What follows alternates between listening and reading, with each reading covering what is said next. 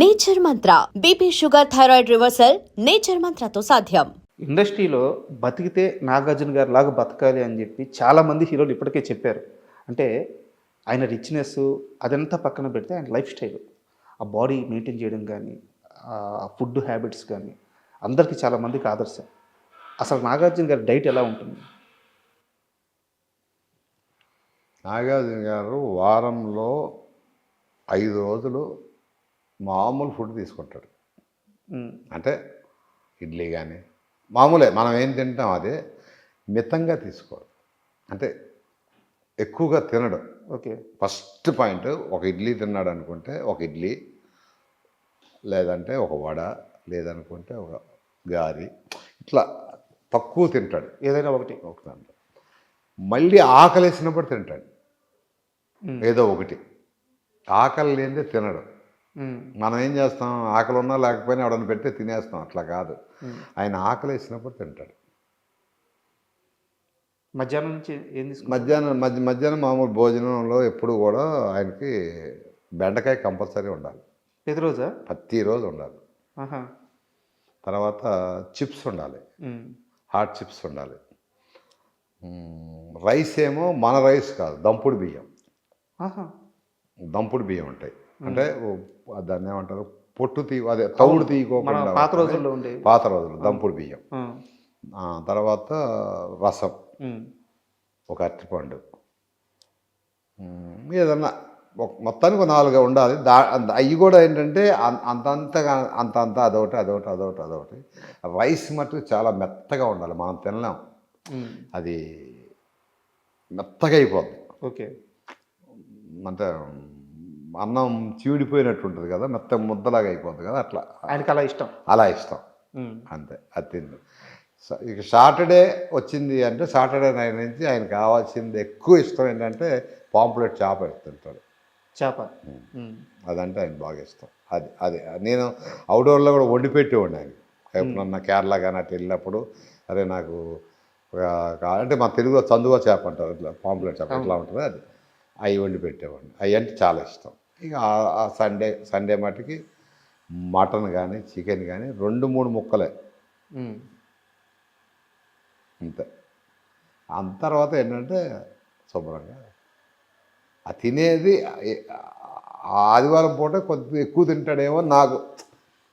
Okay. అంటే gym sir, daily gym చేస్తారు? Daily gym చేస్తాడు.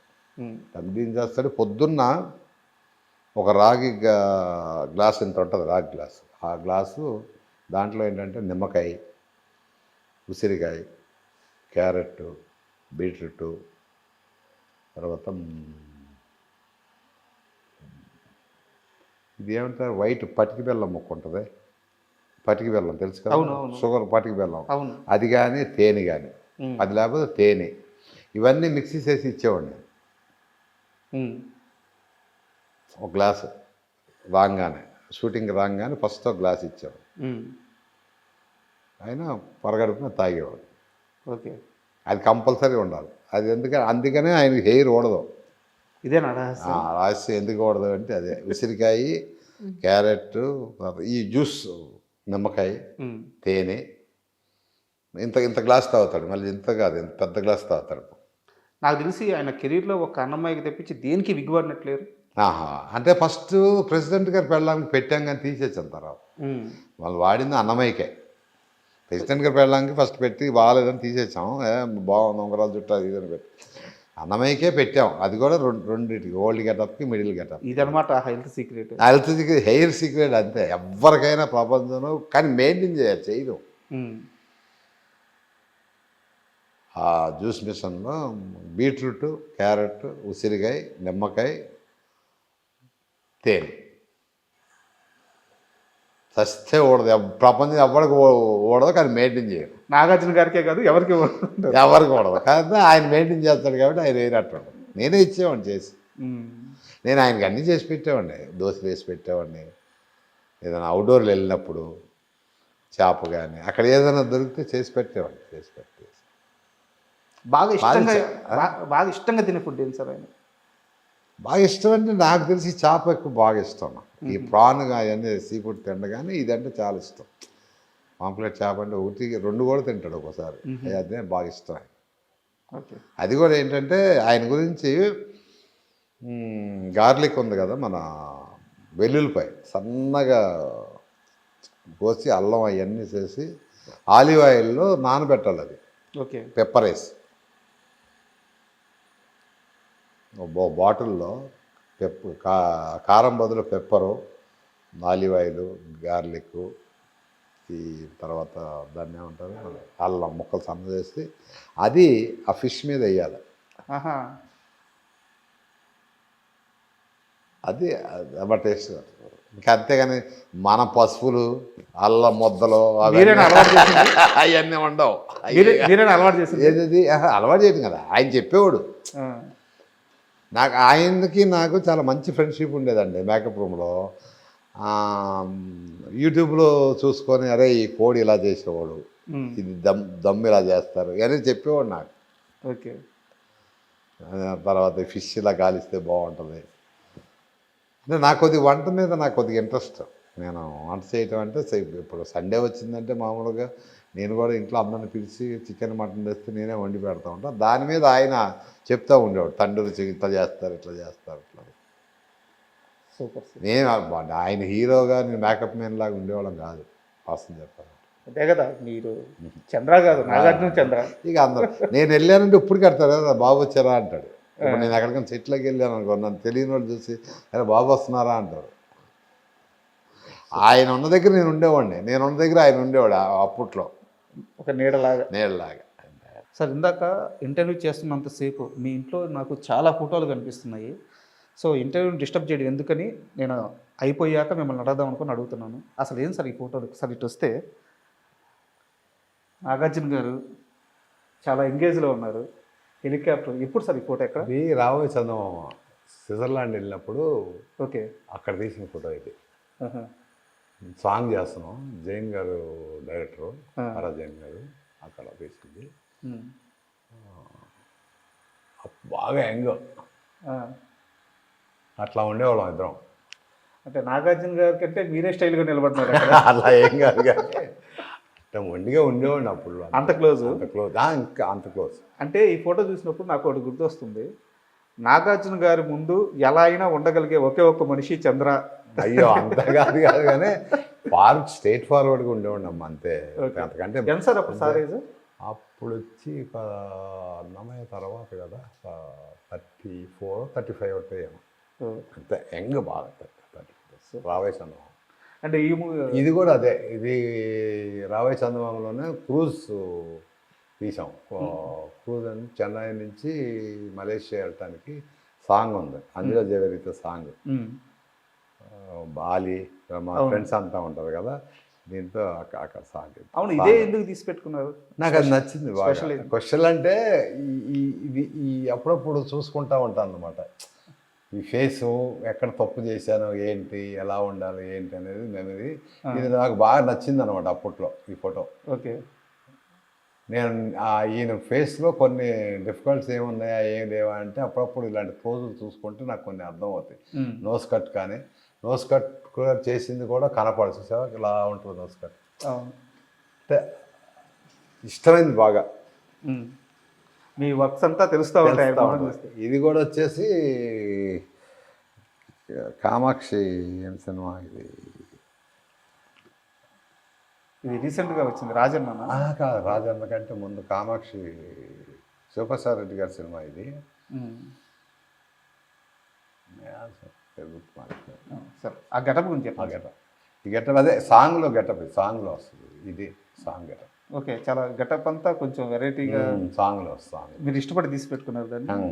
ఏ అయితే బాగుంటాయి, ఇంకా చాలా ఉన్నాయి, ఇట్లా ఇష్టమైనవన్నీ సెలెక్ట్ చేసి పెట్టుకోండి. నాగార్జున గారికి తెలుసా ఆయన ఫోటోలంతా? ఫస్ట్ టైం అసలు నా ఆఫీస్కి రావడం ఫస్ట్ టైం, ఈ ఫోటోలన్నీ చూస్తాం కూడా ఫస్ట్ టైం. ఇంత మటుకు ఎక్కడా కూడా ఈ ఫోటోలు అసలు బయటికి రాదు. ఒక్క నాగార్జున గారు, ఏఎన్ఆర్ గారు తప్పించి ఇంకా ఎవరి ఫోటో? బంగారం ఉంది కదా, అనుష్క, ఇంకెవరు ఫోటో. అంటే ఇక్కడ సార్ మొత్తం అసలు ఈ ఇమేజ్ చూస్తుంటే నిజంగా శ్రీనివాసులని ఇది నిజంగా చూసినట్టు ఉంది. ఇది బ్రహ్మానందం గారు ఇచ్చారు, ఇది ఆయన చేతితో పెయింట్ చేసింది ఇది. నేను బ్రహ్మానందం గారికి నాకు నేనంటే చాలా ఇష్టం ఆయనకి. తమ్ముడు తమ్ముడు అంటూ ఉంటాడు, అన్నయ్య అంటాను. సార్ నేను సినిమా చేసేటప్పుడు అదే ఆఫీస్లో నీకు మా వెంకటేశ్వర స్వామిని ఇస్తాను పెట్టుకోమని చెప్పి పంపించాడు ఆయన. మీరు నిర్మాతగా సినిమా చేస్తున్నాడు పెట్టుకోవాలని పంపించాడు, గిఫ్ట్ ఇచ్చాడు ఆయన. ఎంత బాగుంది సార్ అసలు. ఆయన పెన్సిల్తో వేసింది స్కెచ్, ఆయన చేతితో వేసింది బ్రహ్మానంద గారు. అండ్ ఇక్కడ సార్ మీ దేవుడు, మా దేవుడు. ఇక్కడ అందరి దేవుడు, ఇక్కడ మీ దేవుడు. ఎప్పుడు సార్ ఈ ఇమేజ్, ఈ ఫోటో ఎప్పుడు ఇది నేను పంచాక్షరి సినిమా చేసేటప్పుడు నాగార్జున గారి ఇంట్లో ఉంది ఫోటో. ఆయన ఆఫీస్లో పెట్టుకున్నారంటే బాబు నాకు ఈ ఫోటో కావాలి బాబు అన్న. అని నా దగ్గర ఉంది కదరా, నాన్న దగ్గర ఉంటే అడిగి తెస్తాను అని అన్నాడు. తర్వాత ఆయన తెచ్చిచ్చాడు అనమాట. ఇది బాపు గారు 1962లో ఇంకుతో వేసింది ఇది. ఓ ఇది ఆయన సెట్ చేసినంత. అవును, ఆ స్ట్రోక్స్ అన్ని ఆ ఇంకు అంటే అప్పట్లో సిరా ఇంకు వచ్చేది కదా, ఆ ఇంకుతో వేసింది అనమాట. ఆయన బాపు గారు వేసింది. ఎంత బాగుంది సార్ అసలు. ఇక్కడ డేట్ కూడా ఉండాలి అక్కడ. ఇదిగో 62 162 బాపు. అవును, ఆయన మా ఆఫీస్లో పెట్టుకున్నాను. ఏమనిపిస్తుంది సార్ రోజు ఈ ఫోటో చూస్తుంటే ఏమనిపిస్తుంటుంది? ఆయన అన్నీ గుర్తొస్తుంటాయి నాన్న నాకు. చిన్నప్పుడు పని చేసినాయి, నేను బైక్ మీద వెళ్ళినాయి, అనుకున్న శుభ్ర తిరుగుతున్నాయి.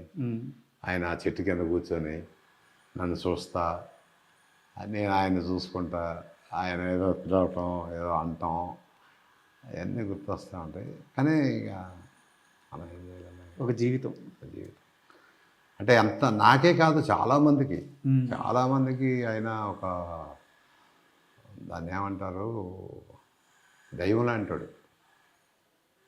Super sir.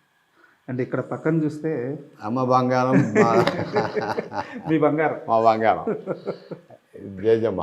అంటే ఫోటో కూడా ఆ గ్రాండ్నెస్ అది తెలుస్తుంది. ఈ ఫోటో వెనక స్టోరీ సార్. ఇది శ్యాంప్రసాద్ రెడ్డి గారు అరుంధతి అయిపోయిన తర్వాత అనుష్క గారు గిఫ్ట్ ఇచ్చాడు. ఓకే.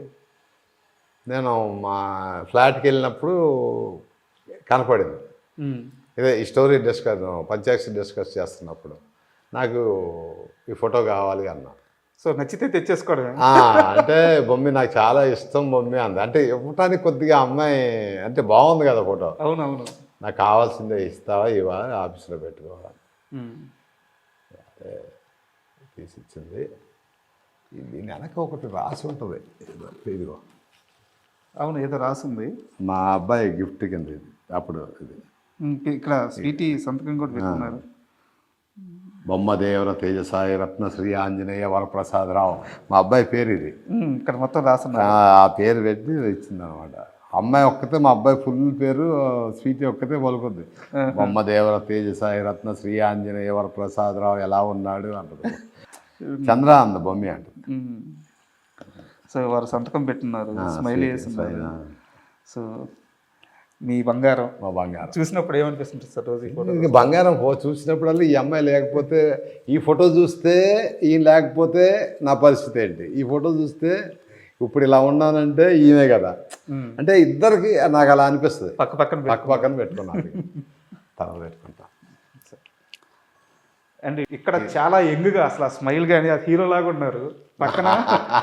పక్కన సీఎం చంద్రబాబు నాయుడు గారు. సో ఎప్పుడు సార్ ఈ సందర్భం? ఇదే మనం సీత అవార్డు వచ్చింది కదా మనం దీనికి సీతారామరాజుకి సార్, దానికి. ఓకే. హరికృష్ణ గారిది చెప్పాను కదా ఇప్పుడు. సో అండ్ ఇక్కడ సేమ్ ఆ గెటప్ ఈ గెటప్ ఒకటే నాన్న, ఆ గెటప్ ఈ గెటప్ ఒకటే. అదే సినిమా పేరు గుర్తురావట్లేదు కానీ శివప్రసాద్ రెడ్డి గారి సినిమా. ఎందుకు నాగార్జున గారు బాగా స్మైల్ చేస్తున్నారు అక్కడ? ఏమన్నారు? నేను బాగా ఆ హెయిర్ సెట్ చేస్తున్నాను. నేను సెట్ చేస్తున్నప్పుడు సచిన్ గారు అని స్టిల్ ఫోటోగ్రాఫర్, చంద్ర ఫోటో తీస్తాను ఉండవా అన్నాడు. సరే ఇట్లా నుంచి కాదు ఏదన్నా చేస్తానట్టుగా ఉండంటే ఉండి బాబు ఏదన్నా చేస్తానని చెప్పి అట్లా ఇద్దరు నవ్వుకుంటున్నా ఉన్నాడు. మళ్ళీ ఈ ఫోటోకి కూడా నీకు స్టిల్ ఆరా, స్టిల్కి కూడా వర్కింగ్ స్టిల్ అనరా ఏదో అన్నాడు ఆయన, నవ్వుకుంటున్నా. నా ఫిజిక్ చూడండి సార్ అసలు ఎలా ఉందో. యా, ఏం పడినారు నవ్వటానికి కాదు, అక్కడ ఏదో తెల్లకి కనపడితే. Super sir. అంటే ఇట్లాంటివన్నీ కూడా పెద్ద మెమరీస్ అనమాట, లైఫ్ మొత్తం ఒకసారి చూసుకున్నట్టు ఉంటుంది. ఇంకా సీళ్ళు అన్నీ ఉన్నాయి కానీ ఇక అన్నీ ఎక్కడ పెడతాం అన్నీ. ఒకటి సీతారామరాజుని, ఒకటేమో రామదాసు సార్. ఇంకోటి ఉండాలి, రాజశేఖర రెడ్డి గారు ఇచ్చింది ఇది. ఓకే. ఒకటేమో సీఎం చంద్రబాబు నాయుడు గారు, ఒకటి రాజశేఖర రెడ్డి గారు. సార్ మొత్తం 3 2? మొత్తం మూడు మూడు కదా, మూడు ఇంకోటి ఉండాలి. అన్నమయ్యది. అన్నమయ్య కంటే చీఫ్ని కాదు కాబట్టి చీఫ్కి ఇచ్చారు. ఓకే. అన్నమయ్యకి వచ్చింది, అన్నమయ్య చీఫ్ చేయలే, నేను ఓన్లీ పర్సనల్ చేశాను. అంటే ఏంటంటే పర్సనల్ చేస్తే ఎవరు, కంపెనీ చీఫ్ చేస్తేనే సీట్స్ ఇస్తారు. సో దానికి అన్నమయ్యకి వచ్చింది కానీ అది చీఫ్ తీసుకుంటారు. 3 మన చేతుల మీదుగా 3 వచ్చినట్టు. అటు ఈ 2 అంటే మీలాంటి వాళ్ళు ఇవన్నీ చెప్తుంటే మాకు తెలుస్తుంటుంది, ఓకే ఆ టైంలో ఇలా ఉండేదా, ఇంత మంచి మనుషుల. సో ఇండస్ట్రీ గురించి కూడా మాకు తెలుస్తుంటుంది అనమాట. మీ జర్నీ మాకు అందరికి ఒక పాఠం లాంటిది. అంటే ఇండస్ట్రీ మీరున్నప్పుడు అందరూ మంచి మనుషులేనండి. సార్ స్వార్థం ఉండేది కాదు, డబ్బు గురించి పనిచేసేవాళ్ళం కాదు, పని తపన ఉండేది, ఫ్రాడ్ ఉండేది కాదు. అంటే ఇప్పుడు ఫ్రాడ్ ఉందంటే ఇప్పుడు 100% ఫ్రాడ్ ఉంది. అప్పుడు సార్ ప్రతి ఓడు ఫ్రాడే. ఎందుకంటే సీనియర్ కాబట్టి చెప్తున్నా, పని కంటే ముందు డబ్బులు ఎంత ఇస్తావు, బేటాలు ఎంత ఇస్తావు. ఈ సిచ్యువేషన్లో సినిమా తీసేది 2-3 కోట్లు అంటే వేస్టేజ్ 1-1.5 వేస్టేజ్. అవును. సో ప్రొడ్యూసర్ అనేవాడు ఆర్థికంగా ఇబ్బంది ఎలా పడతాడు అంటే ఇక వర్ణాతీతం. ఎవరి చేతికి వచ్చింది వాడు తినేయాలి. అట్లా తయారైంది ఇండస్ట్రీ. మా కాలంలో అట్లా ఉండేది కాదయ్యా ఇండస్ట్రీ. అంతా గౌరవం, మర్యాద, పని నేర్చుకోవాలి. వాళ్ళు ఇచ్చిన ఎంత నాకు ఇచ్చింది 150 రూపాయలు జీతం. పిఏపి సుబ్బారావు గారిది అర్ధాంగి సినిమా చేసినప్పుడు ఫస్ట్ జీతం. అంటే అప్పటికి 6 సినిమాలు 7 సినిమాలు అప్రెంటిస్గా చేశాను నేను, జీతం లేకుండా. తర్వాత 150 రూపాయలు. సో అక్కడి నుంచి జయసుధాను మురళీమోహన్ గారు యాక్ట్ చేసింది అర్ధాంగి అని ఒక పాత సినిమా ఉంటుంది, పిఏపి సుబ్బారావు. మోహన్ గాంధీ డైరెక్టర్. దానికి 150 రూపాయలు. ఆ 150 రూపాయలు తీసుకున్నట్టు ఉంటే ఆనందం చూడాలండి జీతం తీసుకుంటే. అసలు ఆ రోజులు ఇంకా రావు నాన్న.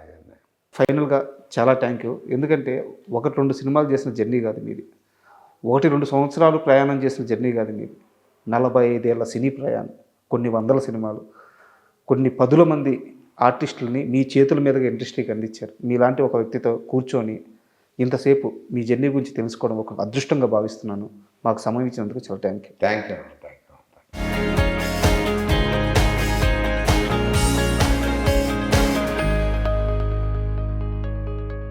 And for more videos, Please subscribe to iDream. Please subscribe to iDream. Please subscribe iDream. And please subscribe to iDream. For more videos, subscribe to iDream.